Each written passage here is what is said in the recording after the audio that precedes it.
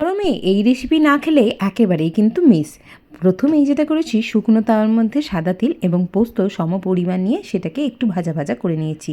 তারপর নিয়ে নিয়েছি শিলনোড়াতে শুকনো গুঁড়িয়ে নেব। তারপর তার মধ্যে কাঁচা লঙ্কা আর রসুন দিয়ে সেটাকেও ভালোভাবে পেস্ট করে নেব। এবার কড়ার মধ্যে তেল দিয়ে দেবো ডুমো ডুমো করে কেটে রাখা পটল, আর সেগুলোকেও বেশ লাল করে ভেজে তুলে নেব। পটল ভাজা হয়ে গেলে দিয়ে দেবো ডুমো করে কেটে রাখা কিছুটা আলু, আর সেগুলোকেও সময় নিয়ে লাল করে ভেজে নেব। তেলেতেই দিয়ে দেবো তেজপাতা এবং গোটা গরম মশলা ফোড়ন। ফোড়নটাকে নেড়ে চেড়ে দিয়ে দেবো একটু গোটা জিরে ফোড়ন, আর ফোড়ন নেড়ে চেড়ে দিয়ে দেবো পেঁয়াজ কুচি, যেগুলো আমি একদম সরু সরু করে কুচি করে নিয়েছি। পেঁয়াজ ভাজা হয়ে গেলে দেবো টমেটো কুচি, আর টমেটো ভাজা হয়ে গেলে ওই বেটে রাখা মশলাটাও দিয়ে দেবো। আমি দেখাতে ভুলে গেছি, তবে তোমরা কিন্তু দিতে একদম ভুলে যেও না। তারপর দিয়ে দেবো হলুদ গুঁড়ো, কাশ্মীরি লঙ্কার গুঁড়ো, ভালো করে নেড়ে চেড়ে কষিয়ে নিয়ে দিয়ে দেবো আগে থেকে ভেজে রাখা সবজিগুলো।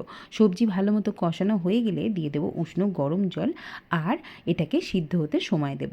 সবজি সিদ্ধ হয়ে গেলে ভেজে রাখা চিংড়ি আর ওপর থেকে ধনেপাতা কুচি, গরম মশলা গুঁড়ো আর সামান্য চিনি দিলেই একেবারে রেডি দারুণ স্বাদের এই রান্না।